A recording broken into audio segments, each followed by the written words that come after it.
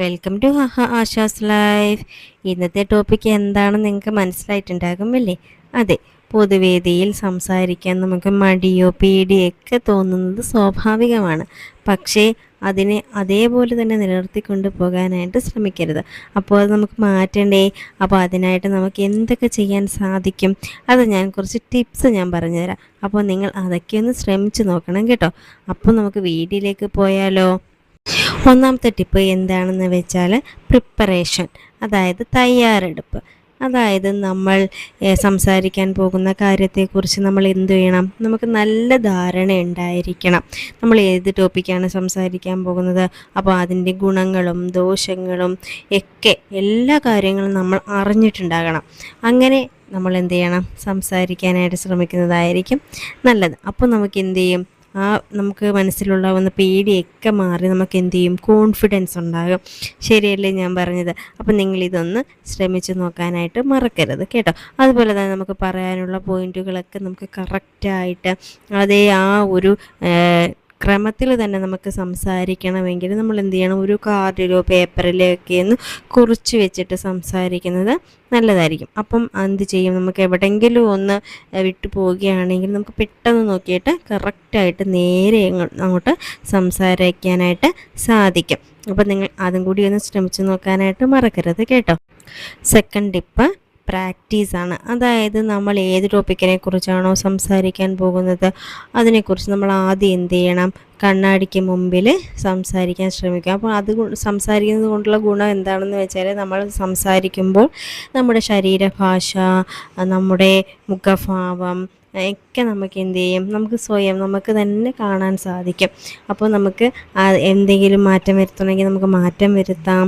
ഇതെല്ലാം ചെയ്യാൻ അതുപോലെ തന്നെ നമുക്ക് ഫ്രണ്ട്സൊക്കെ കാണുമല്ലോ. അപ്പോൾ അവരുടെ മുമ്പിൽ ചെന്നിട്ട് പറയണം, ഞാനിപ്പോൾ അവിടെ ആ വേദിയിൽ സംസാരിക്കുന്ന പോലെ ഇവിടെ സംസാരിക്കാം.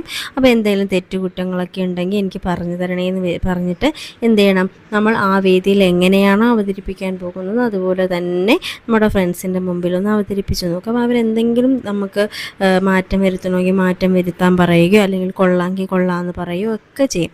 അപ്പോൾ അതും കൂടി ഒന്ന് പരീക്ഷിച്ച് നോക്കാൻ മറക്കരുത് കേട്ടോ. അതുപോലെ തന്നെ മൂന്നാമത്തെ ടിപ്പ് എന്താണെന്ന് വെച്ചാൽ ഡീപ്പ് ബ്രീത്തിങ് ആണ്. അതായത് നമ്മൾ വേദിയിൽ കയറുന്നതിന് മുമ്പ് നമ്മൾ ദീർഘമായിട്ട് ശ്വസിക്കുന്നത് എന്ത് ചെയ്യണം? നമുക്ക് നല്ല രീതിയിൽ സംസാരിക്കാൻ സഹായിക്കും. അതായത് നമ്മുടെ ആ ഒരു കോൺഫിഡൻസ് ലെവൽ ഉയർത്തുകയും നമുക്ക് ആ ഒരു പരിഭ്രാന്തി, അതായത് ഒരു ആങ്സൈറ്റി ഉണ്ടല്ലോ, അത് നമുക്ക് എന്ത് ചെയ്യും? കുറയ്ക്കാനായിട്ട് നമ്മളെ സഹായിക്കും ഈ ഡീപ്പ് ബ്രീത്തിങ്. അപ്പം നിങ്ങൾ ഇതും കൂടി ഒന്ന് പരീക്ഷിച്ച് നോക്കണേ. അതുപോലെ തന്നെ സദസ്സിലെ ഏതെങ്കിലും ഒരു വ്യക്തിയുടെ കണ്ണുകളിലേക്ക് നോക്കുന്നതിന് പകരം എന്ത് ചെയ്യണം?